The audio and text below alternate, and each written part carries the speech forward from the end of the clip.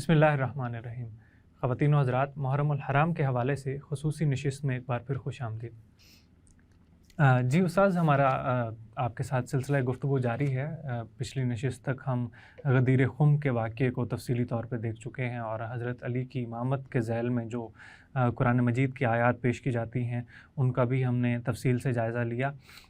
اب میں چاہتا ہوں کہ آپ حضرت علی کی جو شہادت ہوئی ہے، جو ایک دلخراش واقعہ 40 ہجری میں رونما ہوا ہے، وہاں سے لے کے جو 60 ہجری تک کے واقعات ہیں جس میں حضرت امیر معاویہ کو خلافت حاصل رہی، اور اس میں جو پوری ایک صورتحال ہمیں ایک نظر آتی ہے عالم اسلام میں، کس طرح سے ایک خاص واقعات ہوئے ہیں حضرت علی کی 4 ساڑھے 4 سالہ خلافت کے دوران، اس میں جو سازشیں رونما ہو رہی تھیں اور ان کی شہادت، اور پھر ان کے صاحبزادے حضرت امام حسن رضی اللہ تعالیٰ عنہ کی شہادت کا بھی واقعہ اس میں پیش آیا۔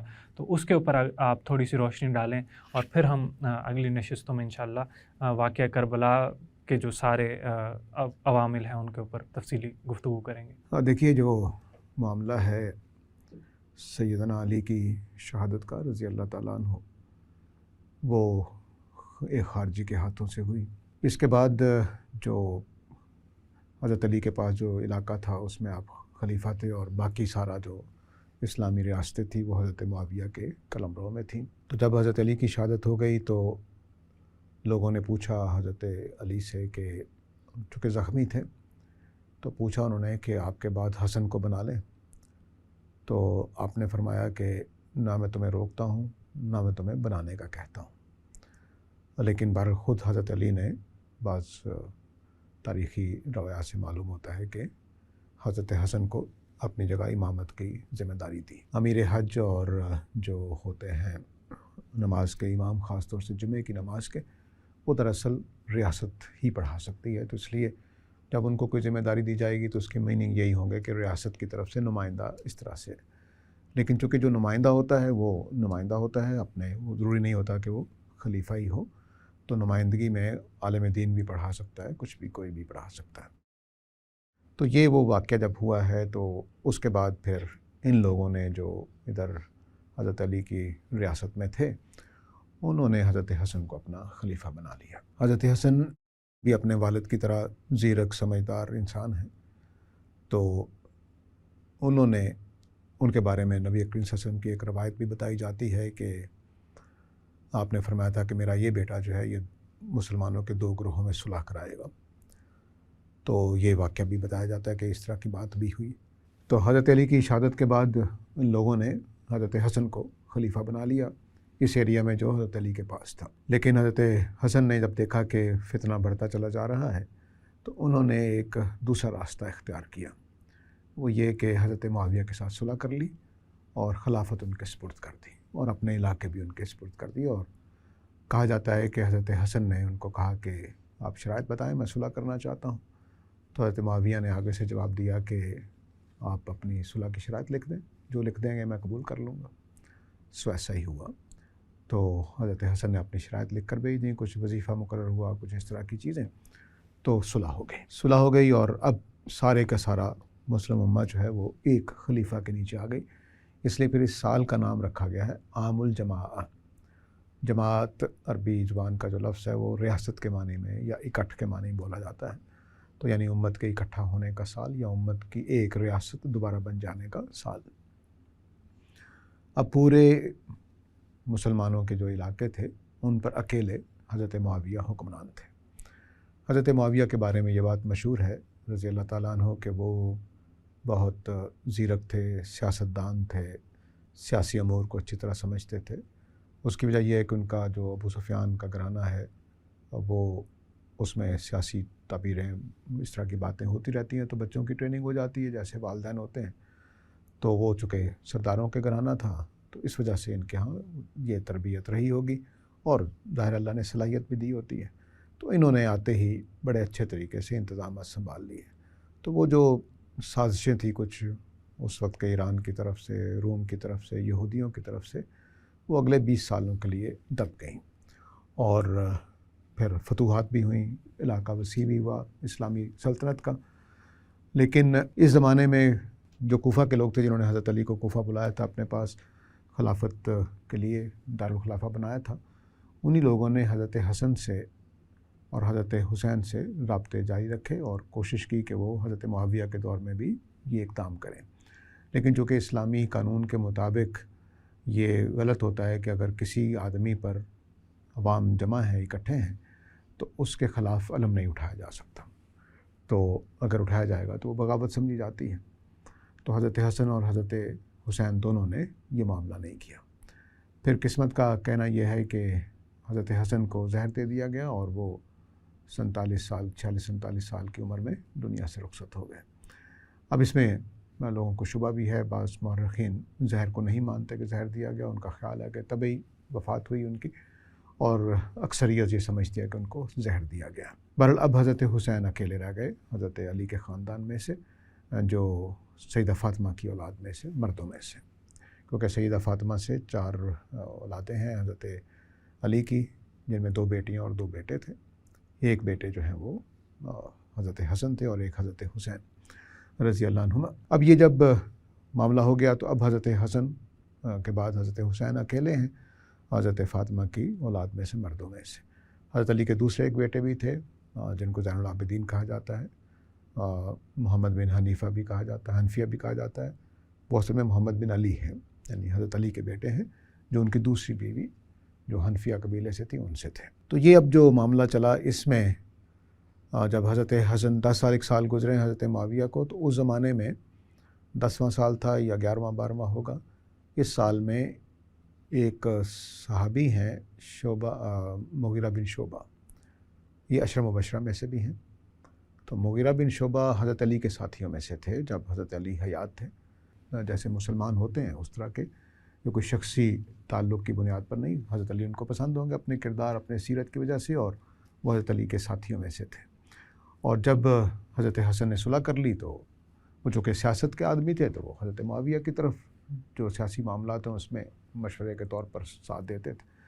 تو یہ معاملہ چلتا رہا. تو ولید بن مغیرہ بن شعبہ نے حضرت معاویہ سے کہا کہ آپ کو اپنا خلیفہ، آپ کا نمائندہ، آپ کا جو نائب ہوگا آپ کے بعد خلیفہ بنے گا، وہ چن لینا چاہیے. کیونکہ حضرت معاویہ کی عمر کافی بڑی تھی، زیادہ تھی، 70 سال کی عمر میں فوت ہوئے. تو یہ کوئی 60-65 سال کا زمانہ ہے جب یہ بات ہو رہی ہے.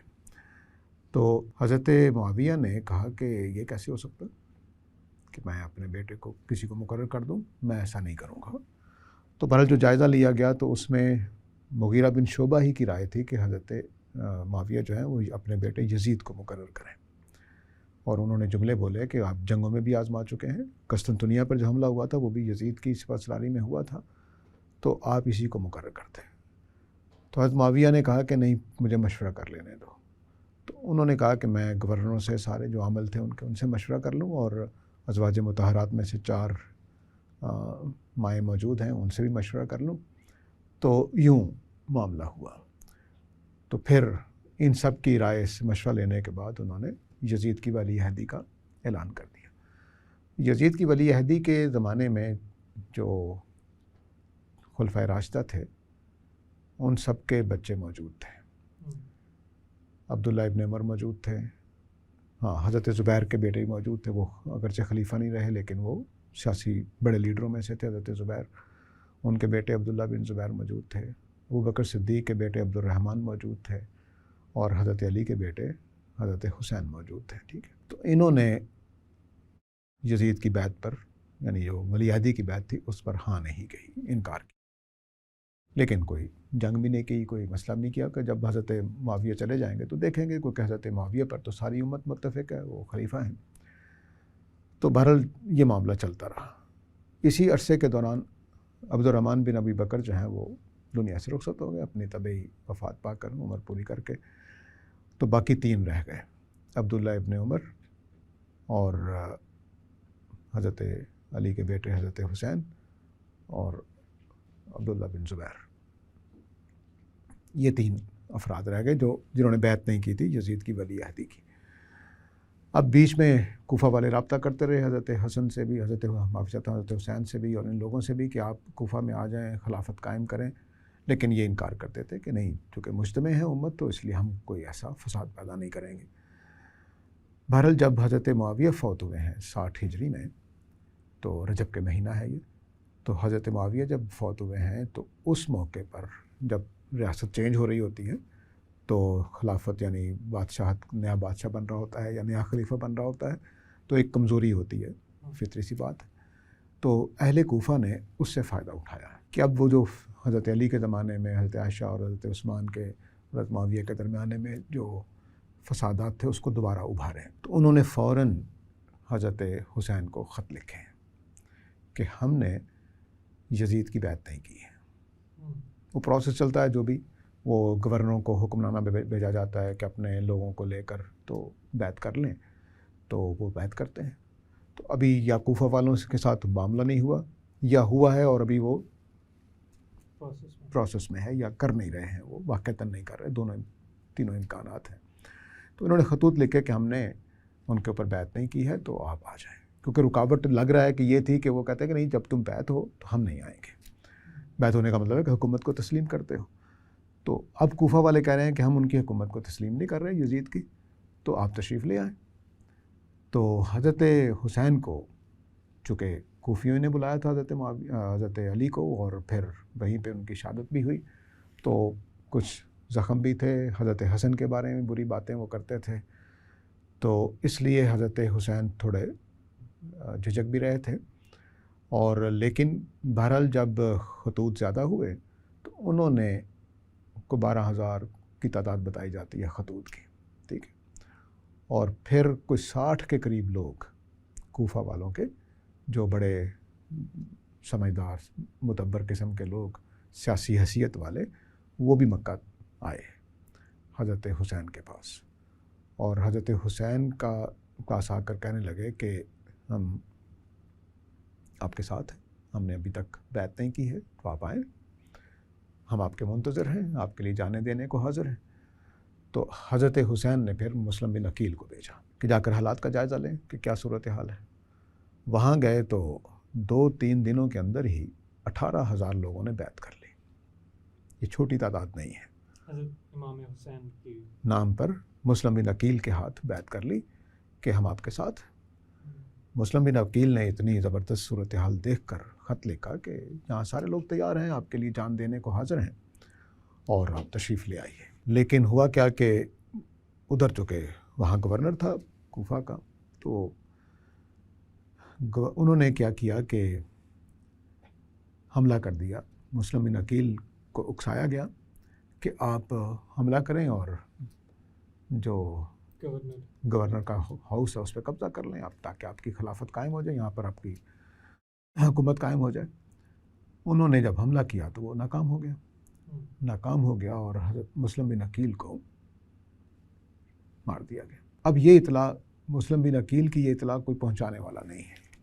انہوں نے جو ارد گرد تھے، جب ان کو سزائے موت دی جا رہی تھی، اللہ معاف کرے، تو وہ اس موقع پر انہوں نے 1-2 لوگوں کو کہا بھی کہ میرا پیغام پہنچا دو، اور مورخین لکھتے ہیں کہ پہنچا، لیکن حضرت حسین نے اعتبار نہیں کیا کہ یہ انہی کا آدمی ہے، کیونکہ ان کے اپنے ساتھی میں سے کوئی نہیں آیا تھا۔ وہ ایک لمبی کہانی ہے کہ کیسے پہنچے، جو ابن زیاد ہے جو گورنر بنایا گیا نیا، وہ کیسے پہنچا حضرت مسلم بن عقیل تک، کہ کہاں چھپے ہوئے ہیں، کہاں رہتے ہیں، وہ کہانی لمبی ہے، وہ میں چھوڑ رہا ہوں، مختصر طور پر چل رہے ہیں۔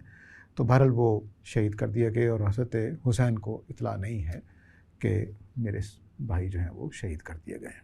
تو بہرحال وہ چل پڑے، وہاں سے نکل پڑے۔ وہاں جو مکہ میں روکنے والے ہیں، عبداللہ بن زبیر روک رہے ہیں، عبداللہ بن عمر روک رہے ہیں، اور جو عبداللہ ابن عباس ہیں وہ روک رہے ہیں۔ عبداللہ ابن عباس حضرت علی کے بڑے بھائی ہیں، کے بیٹے ہیں، یعنی آپ کے کزن ہیں، چچا تایا زاد ہیں، وہ روک رہے ہیں۔ اور ابن عباس اتنی سختی سے روک رہے ہیں کہ اگر لوگ برا نہ مانیں اور میرے بس میں ہوتا تو میں تمہارے سر کے بال پکڑ کے تمہیں روک لیتا، یہ حضرت حسین کو کہہ رہے ہیں۔ لیکن وہ نہیں مان رہے، کیونکہ ان کا خیال ہے کہ مجھے جانا چاہیے۔ جو بھی ان کے دل میں پروگرام. اب یہ ایک روایتوں میں کمزور باتوں میں, کمزور قسم کی روایتی تاریخی باتوں میں یہ بھی ہے کہ حضرت حسین نے کوئی خواب دیکھا ہے جس میں نبی کریم صلی اللہ علیہ وسلم نے ان کو کوئی کام سونپا ہے. تو وہ کہہ رہے ہیں میں اپنا کام کرنے جا رہا ہوں جو نبی کریم صلی اللہ علیہ وسلم نے مجھے فرمایا ہے. تو یہ بھی ایک بیچ میں کہانی کے اندر ایک چھوٹا سا حصہ ہے. بہرحال وہ تشریف چل پڑتے ہیں. پھر یزید جو ہے وہ غالباً یا گورنر کوفہ جو ہے وہ مکہ کے گورنر کو خط لکھتے ہیں کہ حضرت حسین کو روکیں, یہ ان کے لیے ٹھیک نہیں ہے. تو پھر ایک اور کوشش ہوتی ہے, امن کا معاہدہ لکھا جاتا ہے کہ آپ کو پورا امن دیا جائے گا, آپ یہیں رہیں. تو لیکن وہ بھی کامیاب نہیں ہوتا. اور اس میں کس کی طرف سے ہوتی ہے؟ عبداللہ ابن عباس کی طرف سے, لیکن گورنر کی طرف سے. تو وہ جاتے ہیں کہ بھئی روک لیا جائے, تو نہیں, یعنی عبداللہ ابن عباس ہی کو جو کہ طائب کے بیٹے ہیں تو بڑے بھی ہیں تو وہ سنبھال سکتے تھے, لیکن انہوں نے وہ نہیں معاملہ کیا. تو بہرحال یہ اب صورتحال یہ ہو گئی کہ حضرت حسین گھر سے نکل پڑے ہیں اور جا رہے ہیں کوفہ کی طرف, اور ان کو بھی اطلاع نہیں مل رہی کہ حضرت جو مسلم بن عقیل ہیں وہ شہید کر دیے گئے ہیں. بہرحال یہ معاملہ راستے میں اطلاع مل جاتی ہے ان کو, لیکن وہ اس پر اعتبار نہیں کرتے. اور پھر قادسیہ کا ایک چوکی ہے, قادسیہ کی چوکی کے آس پاس عمر بن سعد, ابن سعد کے نام سے زیادہ مشہور ہیں, وہ کوفہ کے سرحدوں کے رکھوالے کہہ لیجئے, پہرے دار کہہ لیجئے, وہ حضرت حسین کو آتا ہوا دیکھتے ہیں تو درخواست کرتے ہیں کہ آپ کہاں جا رہے ہیں. تو حضرت حسین کہتے ہیں کہ بھئی میں کوفہ جا رہا ہوں, مجھے لوگوں نے بلایا ہے. تو وہ ان کو بتاتے ہیں کہ نہیں آپ کو غلط اطلاعات ہیں اور مسلم بن عقیل کے ساتھ یہ معاملہ ہو چکا ہے, تو آپ بہتر ہے واپس چلے جائیں. قادسیہ کا وہ جگہ ہے جہاں سے اگر آپ دو راستے نکلتے ہیں, ایک کوفہ کو جاتا ہے اور ایک جاتا ہے دمشق کی طرف. قادسیہ کے اس چوک سے, چوکی کہتے ہیں, کہہ لیجیے آپ چوراہا کہہ لیجیے, جو بھی. تو بہرحال وہاں سے قادسیہ کے اس جگہ سے جہاں پر وہ پہرے دار پہرا دے رہے ہیں, وہاں پر ان کی ابن سعد سے ملاقات ہوتی ہے. تو حضرت حسین کو جب یہ بتایا جاتا ہے, اور پھر وہ تاریخوں میں آتا ہے کہ وہ بتاتے ہیں کہ جنہوں نے آپ کو خط لکھے ہوئے ہیں وہ ہمارے ساتھ بیعت کر چکے ہیں. وہ جو 18,000 کی تعداد ہے, یا جو پہلے افراد تھے جو 12,000 کے قریب آپ بتاتے ہیں, ابن زیاد کی بیعت کر چکے ہیں. وہ معاملہ ختم ہو چکا ہے, یہ اب آپ کے ساتھ نہیں ہے. تو اب حضرت حسین کو بات کھل جاتی ہے کہ جو یہ خط لکھے گئے تھے اس کی کیا حقیقت تھی, کیا معاملہ تھا. لیکن ابھی بھی وہ 60 لوگ ان کے ساتھ ہیں, جو 60 لوگ کوفہ سے آئے ہوئے تھے وہ ابھی بھی ان کے ساتھ ہیں. اس پورے قافلے کا حصہ, قافلے کا حصہ ہیں, حضرت حسین کے قافلے کا حصہ ہیں. حضرت حسین کے قافلے میں آپ کے اہل خانہ بھی ہیں اور یہ 60 لوگ بھی ہیں. اب جب یہ معاملہ ہوا تو حضرت حسین نے کہا کہ ہم واپس چلتے ہیں. تو مسلم بن عقیل کی جو فیملی تھی انہوں نے کہا کہ ہم تو بدلہ لیے بغیر نہیں جائیں گے. یہ عربوں کی غیرت کے خلاف ہوتا ہے کہ ان کا کوئی بھائی بند, کوئی رشتہ دار قتل کر دیا گیا اور وہ انتقام لیے گئے بغیر واپس چلے جائیں. یہ عربوں کی غیرت کے خلاف, اور اسلام میں بھی سزائے موت اس طرح کی اگر ہوگی تو اس کو سزائے موت دی جائے گی جو قاتل ہوگا. تو یہ اب معاملہ ہوا. تو اب پھر مجبوراً آگے بڑھے. تو پھر جو ابن سعد کے سمجھانے پر, اور حر بن یزید بھی تھے ایک کوفہ والوں کی طرف سے جو پہرے داروں میں, ان دونوں نے آپ کو کہا کہ آپ ایسا نہ کریں, آپ کے لیے اچھا نہیں ہے جانا. تو بہرحال اس موقع پر شیعہ سنی دونوں کتابوں میں یہ بات موجود ہے کہ حضرت حسین نے 3 تجاویز پیش کی کہ مجھے واپس جانے دیا جائے, اور دوسری تجویز یہ پیش کی کہ مجھے سرحدوں پہ جانے دیا جائے جہاد کے لیے, اور تیسری تجویز یہ پیش کی کہ مجھے یزید کے پاس جانے دیا جائے, اور اس میں یہ الفاظ بولے کہ میں اپنا ہاتھ اس کے ہاتھ پہ رکھ دوں گا. یہ کنایا تھا اس بات سے کہ میں جیسے حضرت حسن نے صلح کی تھی حضرت معاویہ کے ساتھ, میں ان کے ساتھ صلح کر لوں. غالباً ابن سعد اور جو حر بن یزید وغیرہ تھے, اور ظاہر ہے کہ پیچھے رابطہ عبید اللہ بن زیاد سے بھی ہوگا, تو ابن زیاد اور ان دونوں سے شمر بھی شامل ہے ان لشکریوں میں جو ساتھ ساتھ ہیں. صلح ہو گئی. اس بات پر کہ حضرت حسین جو ہیں وہ یزید کی طرف چلے جائیں گے۔ اب یہاں سے قادسیہ کے اس چوک سے حضرت حسین جو ہیں وہ دمشق کی طرف چل پڑتے ہیں۔ اب یہ جغرافیہ گواہ ہے کہ مکہ سے آتے ہوئے کوفہ کے راستے میں کہیں کربلا نہیں آتا، کوئی راستے میں نہیں آتا۔ قادسیہ سے جاتے ہوئے دمشق کی طرف اس کے راستے میں آتا ہے، وہ بھی 2-3 دن کی مسافت کے بعد، فوراً نہیں آتا۔ یعنی کوفہ سے باہر تو یہ اس طرح کی بات ہے، اگر آپ لاہور سے راولپنڈی کی طرف جا رہے ہوں تو آپ کہیں جی کہ میں لاہور ریلوے اسٹیشن سے بس پکڑ کے پنڈی جا رہا تھا اور ملتان روڈ پہ شہادت ہو گئی، یہ نہیں ہو سکتا، ٹھیک ہے؟ تو ملتان روڈ پہ شہادت کا مطلب ہے کہ آپ نے کہیں سے راستہ بدلا ہے۔ تو قادسیہ کے مقام سے انہوں نے دمشق کی طرف گئے اور کربلا کے مقام پہ۔ اب سوال یہ ہے کہ جب وہ کربلا جا رہے ہیں اور صلح ہو چکی ہوئی ہے گورنر کوفہ کے ساتھ، اور تو جنگ کرنے کی کیا ضرورت ہے؟ اور 60-70 آپ کے اہل خانہ ہیں سمیت، اور 60 یہ لوگ ہیں، تو 125 کے قریب لوگ ہیں، ان کے لیے ہزاروں کا لشکر لانے کی کیا ضرورت ہے؟ کوئی ضرورت نہیں۔ پھر مارنا ضروری ہی کیوں ہے؟ انہوں نے ابھی تک کوئی اقدام نہیں کیا، اور یہ جملے بار بار موجود ہیں گورنر کوفہ کے بھی اور یزید کے بھی کہ جب کوئی اقدام نہیں کرتا تو ہم کچھ نہیں کرتے۔ اقدام کرو گے تو سازش کر رہے ہو تو کوئی مسئلہ نہیں، کرتے رہو۔ تو اقدام کرتے تبھی پکڑتے ہیں نا، ریاست تو تبھی پکڑ سکتی۔ تو قتل کرنے کی کوئی وجہ نہیں ہے حضرت حسین کو، کوئی وجہ نہیں ہے۔ اب سوال پیدا ہوتا ہے کہ ہم 2 ورژن ہو گئے۔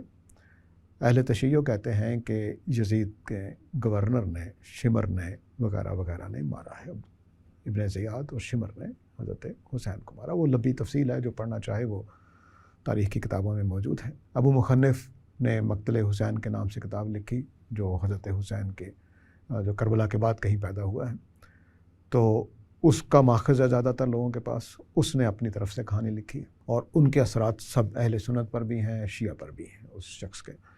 تو جو کہانی ہے وہ اسی سے ماخوذ لی جاتی ہے، حالانکہ وہ وہاں موجود نہیں تھا۔ تو بہرحال اب یہ تعبیر یہ بنتی ہے بعض محققین کی، اور اس میں اہل سنت کے کم از کم انڈیا پاکستان میں کوئی 10-15 کے قریب محققین ہیں، جن کی رائے یہ بنتی ہے کہ دراصل وہ جو 60 لوگ تھے جو کوفہ والے، انہوں نے جب یہ دیکھا کہ حضرت حسین کی صلح ہو گئی اور ہم نے جو سازش چلا رکھی تھی وہ تو ناکام ہو گئی، حضرت حسین تو اب جا رہے ہیں، وہ تو جنگ کرنے کا ارادہ نہیں رکھتے یا کوفہ کی حکومت سنبھالنے کا ارادہ نہیں رکھتے، لیکن ان کے خط ان کے پاس جن کے ان کے نام لکھے ہوئے ہیں، اور کوفہ میں موجود چودھریوں کے بھی نام لکھے ہوئے ہیں جو وہاں کے سیاستدان تھے، بڑے لوگ تھے، سیاسی طور پر بڑے لوگ، تو ان سب کو کے نام 12,000 خط ہیں۔ تو 12,000 خط کا مطلب ہے کہ فرض کر لیجیے کہ ایک آدمی نے 2 خط بھی لکھے ہیں تو 6,000 لوگوں کے نام ہیں، مہریں لگی ہوئی ہیں، نام لکھے ہوئے ہیں۔ یہ وہ زمانہ ہے کہ جس زمانے میں جعلی خط بھی لکھے جاتے تھے، یہ بھی واضح رہنا چاہیے، جعلی مہریں بنا لیتے تھے اور لکھی اور ڈال دی۔ تو یہ بھی وہ یعنی دونوں امکانات ہیں کہ یہ 12,000 خط دراصل ایک ہی آدمی نے لکھے ہوں اور جعلی مہریں بنا کے اس نے لکھ دی ہوں، اور یہ بھی ممکن ہے کہ واقعتاً 12,000 لوگوں نے لکھے ہوں، یا اگر 2-3 خط ایک آدمی نے لکھے ہیں تو کوئی تعداد ایوریج نکال لیں تو کوئی 6-7 ہزار لوگوں نے تو خط لکھے ہوئے تھے۔ اتنے لوگوں کے نام یزید کے پاس پہنچ جانے تھے۔ اس کا کیا مطلب ہے؟ کہ بغاوت کے جرم میں ان سب کو مارا جائے گا۔ حضرت حسین فیصلہ کر چکے ہیں کہ میں نے یزید کے پاس جانا ہے، اور خط ان کے پاس ہے، تو ان کوفہ کے لوگوں نے وہ خط آپ سے چھیننے ہیں، چھیننے لازمی بات ہے، نہیں تو گئے، مارے جائیں گے سارے لوگ۔ تو ان 60 لوگوں نے 3 دن کی مسافت گزر چکی ہے اس مقام سے، کوفہ سے جو راستہ اتر جاتا تھا۔ 3 دن کے بعد یہ موقع کی تلاش میں رہے ہیں کہ کب ماریں، شہر کے قریب ہوں گے تو مسئلہ ہو سکتا ہے اور بھاگنا بھی مشکل ہو سکتا ہے، تو انہوں نے کوئی ایسی جگہ دیکھی جہاں پہ بھاگنا بھی آسان تھا قتل و غارت کرنے کے بعد، اور جو یہ 7 سپاہ جو قافلے کے ساتھ لشکر جا رہے تھے تحفظ کے لیے، اس میں ابن عمر، ابن سعد اور غالباً شمر شامل ہے، یہ فاصلہ رکھتے تھے، یعنی چونکہ خواتین ساتھ تھیں تو یہ اچھا نہیں سمجھا جاتا تھا کہ لشکر اس کے اوپر چڑھا رہے، تو مناسب فاصلہ رکھ کے چلتے تھے۔ تو انہوں نے جب دیکھا ہوگا کہ وہاں کوئی دھواں ہے، یہ ہے، کچھ ہے، تو وہ پھر آئے ہوں گے، اتنی دیر میں انہوں نے اپنا کام کر دیا۔ اب حضرت حسین کے ساتھیوں کو، آپ کے اہل خانہ کو مار دیا گیا، خیموں کو جلا دیا گیا، خط بھی جلانے کی کوشش کی گئی۔ تو جب ان کو پتہ چلا ہے تو انہوں نے آ کر پھر تقریباً سارے لوگوں کو ہی مار دیا، کچھ ایک دو بھاگ گئے ہوں گے، وہ نہیں معلوم تاریخ میں کون تھے۔ بعد میں ایک واقعہ ملتا ہے کہ ایک آدمی جو ہے وہ یزید کے دربار میں آیا، تو اس نے کہا دیکھو میں ہوں جس نے حسین کو قتل کیا تھا رضی اللہ تعالیٰ عنہ۔ تو یزید نے کہا کہ اس نے خود اقرار کر لیا ہے تو اس کو مار دو، قاتل ہے سیدنا حسین کا۔ تو اگر وہ دو ایک بچے بھی تھے تو ان میں سے ایک یہ، اگر وہ واقعہ ٹھیک ہے تو بہرحال اب یہ معاملہ ہے۔ اس میں اہل کوفہ نے حضرت حسین کو شہید کیا ہے، جو اس میں یہ محققین کی رائے ہے۔ دوسری رائے وہ ہے کہ نہیں، گورنر کوفہ نے کے حکم پر، شمر سازشی ہے اور شمر نے ابن زیاد قتل نہیں کرنا چاہتا۔ جب اس کو پتہ چلا کہ صلح ہو گئی ہے تو انہوں نے کہا کہ ٹھیک ہے حضرت حسین کو جانے دیا جائے، لیکن شمر نے کہا کہ نہیں یہ تو نہیں ہو سکتا، ہم جانے نہیں دیں گے جب تک کہ وہ آپ کے ہاتھ پر بیعت نہ کریں حضرت حسین۔ تو حضرت حسین نے اس سے انکار کر دیا، جو دوسرا ورژن ہے کہانی کا، جو ابن کثیر وغیرہ میں آپ کو مل جاتا ہے۔ تو انہوں نے جب انکار کیا ہے تو پھر جنگ کی گئی اور ان کو مار دیا گیا ظالمانہ طریقے سے۔ تو اب یہ دو کہانیاں ہیں۔ میں اس کہانی کی طرف جاؤں گا جس کا جغرافیہ ساتھ دیتا ہے، کیونکہ آپ کہانیاں بدل سکتے ہیں، تاریخ کی کتابوں میں اپنے اضافے کر سکتے ہیں، لیکن جغرافیہ تو نہیں بدل سکتے کہ جہاں پہ کربلا ہے سو وہیں پہ ہے، اور ان کا کیونکہ وہیں دفن کیے گئے اور وہیں ان کا مزار بنا ہے۔ تو اس سے یہ ثابت ہوتا ہے کہ وہ کوفہ نہیں جا رہے تھے جب ان کی شہادت ہوئی ہے، وہ دمشق جا رہے تھے، ٹھیک ہے۔ تو دمشق جانے کی کوئی وجہ نہیں ہے۔ اب دو ہی طریقے ہو سکتے ہیں کہ حضرت حسین کو گرفتار کر کے لے جایا جا رہا ہو، ٹھیک ہے، یا صلح ہو گئی ہے۔ فرض کر لیجئے کہ یہ تین شرطیں، جیسے بعض آج کل کے شیعہ نہیں مانتے، لیکن ان کی پرانی کتابوں میں، مثلا ملا باقر کی کتاب، مجلسی کی کتاب میں واضح طور پر لکھا ہو، اور بھی بہت ساری کتابوں میں، کوئی 10-15 کتابوں میں آپ آرام سے ثابت کر سکتے ہیں کہ یہ تین شرائط حضرت حسین نے پیش کی، لیکن دور جدید کے شیعہ نہیں مانتے تو نہ مانیں، تو پھر یہ صورت ہوگی کہ ان کو گرفتار کر کے لے جایا جا رہا ہے، ٹھیک ہے۔ وہ بھی ان کے شان کے مطابق کیا گیا ہوگا معاملہ، کیونکہ وہ بڑے آدمی ہیں، سارے کوفہ والے ڈرتے تھے، حضرت حسین نواسہ رسول ہے، کوئی میاب تو نہیں تھے نا، تو وہ سارے احترام کے ساتھ ہی معاملہ ہوا ہوگا۔ اب جب یہ لوگ وہاں سے چلے گئے ہیں تو انہوں نے پھر معاملہ ہوا ہے۔ اب وہاں جو جا کر ہوا ہے اس میں اب دیکھیے کہ زین العابدین وہاں پہنچے ہیں اور حضرت زینب پہنچی ہیں، تو ان کا بڑا اکرام کیا گیا ہے، اور البتہ یہ کہانی بنائی گئی ہے کہ حضرت حسین کے چہرہ مبارک، ان کا سر مبارک جو ہے وہ بھیجا گیا، پہلے زیاد کے پاس گیا، اس نے چھڑی سے ناک پہ چوٹ لگائی، اللہ معاف کرے، اور پھر وہ یزید کے پاس بھی اسی طرح سے گیا ہے، اور آپ کے حسن کی بھی تعریف کی گئی کہ بڑا خوبصورت نوجوان ہے، یہ وہ اس طرح کی باتیں۔ تو یہ باتیں بس بنائی گئی لگتا ہے۔ تو یہ کربلا کا واقعہ ہے، کہانی ہے۔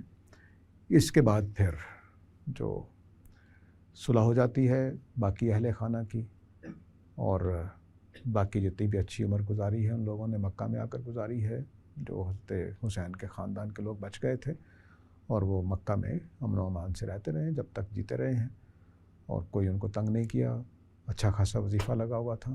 خود حضرت حسن اور حسین کو جو وظیفے حضرت معاویہ دیتے رہے ہیں، تو اس میں یہ ریکارڈ پر موجود ہے کہ ایک موقع پر 1,00,000 دینار یا درہم جو بھی دیے گئے، تو حضرت معاویہ نے کہا کہ میں نے آج تک اتنی بڑی دولت کسی کو نہیں دی، نہ تم سے پہلے نہ تم کے بعد دوں گا۔ تو اس کے جواب میں حضرت حسین نے کہا تھا، اگر وہ واقعہ صحیح ہے تو میں تاریخ کے بارے میں سمجھتا ہوں کہ اس پر اعتبار بھی نہیں کیا جا سکتا، اور بہرحال چیزیں تاریخ سے ہی ہم جانتے ہیں۔ تو انہوں نے کہا کہ تم نے بھی اس سے پہلے اور اس کے بعد اس سے بہتر انسان کو نہیں دیے ہوں گے۔ تو بہرحال محبت کا تعلق تھا، دوستی کا تعلق تھا، کوئی ایسی چیز نہیں ہے، لیکن یہ میرے خیال میں اہل کوفہ کی سازش ہے، اور اہل کوفہ ہی قاتل حسین ہیں، اور اس میں یزید کا قصور اگر ہے تو صرف اتنا کہ اس کے سپاہی حضرت حسین کو بچا نہیں سکے۔ یزید کا یہ جملہ بھی آتا ہے جو زین العابدین سے کہا انہوں نے کہ اگر حضرت علی کے جو بیٹے حضرت حسین کے جو بیٹے ہیں کہ اگر میں ہوتا تمہارے باپ کے ساتھ تو یقیناً اپنی جان لگا کر بھی حسین کو بچاتا۔ تو یہ جو معاملہ ہے یہ اس طرح سے ہے، تو تاریخ کو دوسری نگاہ سے بھی دیکھنا چاہیے، اور یہ کتابوں کے اندر حوالے موجود ہیں، ایسا نہیں کہ کہانی بنائی جا رہی ہے۔ بہرحال جغرافیہ ایک ایسی بڑی دلیل ہے جو میرے خیال میں ان محققین کی رائے کی تائید کرتی ہے جنہوں نے یہ کہا ہے کہ کوفہ والوں نے حضرت حسین کو شہید کیا ہے۔ یہاں دو بڑے سوال ہیں، ایک کلیریفیکیشن کے طور پہ آپ لے لیجئے کہ اس ٹائم جو دمشق کی سیاسی حیثیت ہے وہ دارالخلافہ کی ہے، اور وہاں پہ جو اس وقت کے امیر المومنین ہیں وہ یزید ہیں اور وہ وہاں پہ ہیں، اور دوسرا یہ کہ کوفہ کے افراد کے ہاں کیا وہ سیاسی محرک ہے، یا کیا محرک ہے بنیادی طور پہ، کیا وہ چیز ہے جو ان کو یا سازش پہ یا اس طرح کے اقدام پہ ابھار رہی ہے، کہ کیا وہ سمجھتے ہیں کہ پوٹینشلی زیادہ قریب ہیں اس چیز کے کہ وہ ساری ریاست کا نظم سنبھالیں، یا اگر وہ قرآن مجید جس طرح سے ہم پہلے اسٹیبلش کر کے آئے ہیں کہ مسلمانوں کے ہاں جو نظم اجتماعی ہے وہ مشورے کی بنیاد پہ چلایا جاتا ہے، تو یہاں آپ نے ایک واقعہ ذکر کیا کہ کس طرح سے چھٹے خلیفہ اگر ان کو کہا جائے یزید کو، تو چھٹے خلیفہ کے طور پہ ان کا انتخاب یہ ایک سوالیہ نشان ہو سکتا ہے ان کے لیے، یا پھر ہم کیا اس سارے پس منظر کو کس طرح سے سمجھیں کہ وہ یہ سارے اقدامات کیوں کر رہے ہیں؟ ہاں، دو سوال ہیں بنیادی طور پہ آپ کے۔ پہلے اہل کوفہ کی بات کر لیتے ہیں کہ وہ یہ کام کیوں کر رہے تھے۔ تو دیکھیے حضرت عثمان رضی اللہ تعالیٰ عنہ کے آخری زمانے میں عبداللہ بن سبا نے ایک تحریک سے شروع کی تھی، وہ یہودی تھا جو ہمیں اطلاعات ہیں، ہو سکتا ہے کوئی اور قوم سے ہو، لیکن بہرحال اس نے یہ سازش کی کہ اسلام کو اور مسلمانوں کی ریاست کو کمزور کیا جائے۔ چنانچہ یہ سلسلہ شروع ہوا تھا حضرت عثمان کی حضرت عمر کی شہادت بھی اسی طرح کی ایک سازش کا حصہ ہے، لیکن بہرحال نمایاں طور پہ ہم حضرت عثمان کی شہادت سے اس کو شروع کر سکتے ہیں۔ اس کے بعد حضرت عثمان کی شہادت کے بعد انہوں نے امن نہیں ہونے دیا اگلے 4-5 سال، اگلے 4-5 سال قتل و غارت ہی قتل و غارت۔ یعنی حضرت علی رضی اللہ تعالیٰ عنہ دور کا خلافت، جو دور خلافت، حضرت عائشہ، حضرت زبیر بن العوام اور حضرت معاویہ، یہ سارے آپس میں معاملہ کر رہے ہیں، جنگ کا اور اس طرح کی چیزیں ہو رہی ہیں۔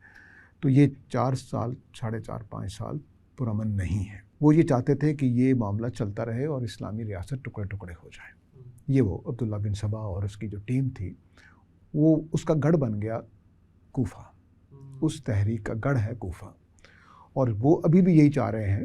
تو جب کوئی موقع دیکھتے ہیں تو وہ سازش کرتے ہیں، جیسے میں نے بتایا کہ حضرت معاویہ کے زمانے میں بھی حضرت حسین سے رابطہ کیا گیا، تو انہوں نے کہا کہ نہیں اس وقت حکومت مجتمع ہے تو ہم اس میں کچھ نہیں کریں گے، اور بعد میں پھر جب جیسے ہی حضرت معاویہ شہید فوت ہوئے ہیں اور یزید کو خلافت ملنے والی ہے تو اس عبوری دور میں انہوں نے ایک سازش تیار کر دی اور حضرت حسین کو اپنے قسمیں کھا کر اپنے لوگوں کو بھیج کر اطمینان دلایا کہ جناب ہم آپ کے ساتھ ہیں۔ تو یہ پہلا تو سوال کا جواب ہو گیا۔ اب دوسرا جو معاملہ ہے کہ خلافت جو قائم ہوئی ہے یزید کی وہ مشورے سے نہیں ہوئی ہے، یہ کہنے کو کہا جا سکتا ہے، لیکن اصل میں ہوا یہ کہ حضرت معاویہ کی خلافت اس شخص نے دی جس پر حضرت علی کے بعد اس علاقے کے لوگ مطمئن تھے، اور حضرت معاویہ کے علاقے میں ان کے لوگ مطمئن تھے۔ تو پرانے زمانے کی جمہوریت یہ نہیں تھی جیسے ہماری ہے کہ عوام ووٹ دیتے ہیں، اس زمانے میں یہ ہوتا تھا کہ بڑے جو لوگ ہیں سردار ہیں قبیلوں کے وہی رائے دیتے تھے۔ تو چنانچہ حضرت معاویہ نے جب ولی عہدی کی بیعت لی ہے تو تمام گورنروں سے پوچھا کہ وہ اپنے علاقے سے لوگوں سے پوچھیں گے، ان کے پوچھنے کا مطلب یہی تھا، اور ازواج مطہرات سے بھی پوچھا جن میں سیدہ عائشہ بھی شامل ہے۔ تو یہ مشورہ کرنے کے بعد معاملہ ہوا ہے، ایسا نہیں کہ مشورہ نہیں کیا گیا. مشورے کے طریقے صرف وہی نہیں ہوتے جو حضرت ابوبکر کے زمانے میں تھا. خود حضرت ابوبکر کے زمانے میں ابوبکر صدیق کی رضی اللہ تعالیٰ عنہ خلافت کس طرح سے قائم. سقیفہ بنی ساعدہ میں جو لیڈر موجود تھے انہوں نے فیصلہ کر دیا, اور پھر پبلک جب کیا گیا تو پبلک نے بھی قبول کر لیا. تو پہلے فیصلہ اوپر ہوتا ہے, مجلس شورا کہہ لیجئے یا جو حکومت کو چلا رہے ہیں. تو حضرت معاویہ نے یزید کی خلافت کے لیے اپنے تمام عمال سے مشورہ کیا ہے جو حکومت چلا رہے تھے. تو اپوزیشن میں 5 لوگ تھے, 5 لوگوں نے بیعت نہیں کی اور ان کی ولی عہدی کی. لیکن جب آپ کی وفات ہو گئی حضرت معاویہ کی تو پھر صرف 2 نے انکار کیا ہے, حضرت عبداللہ ابن زبیر نے اور حسین بن علی رضی اللہ عنہم, انہوں نے انکار کیا ہے. جو 2 دوسرے لوگ تھے انہوں نے بیعت کر لی تھی یزید کی. تو پوری امت میں 2 لوگ ہیں یا ان کے ساتھی ہیں جو ان کے خلاف کھڑے ہیں.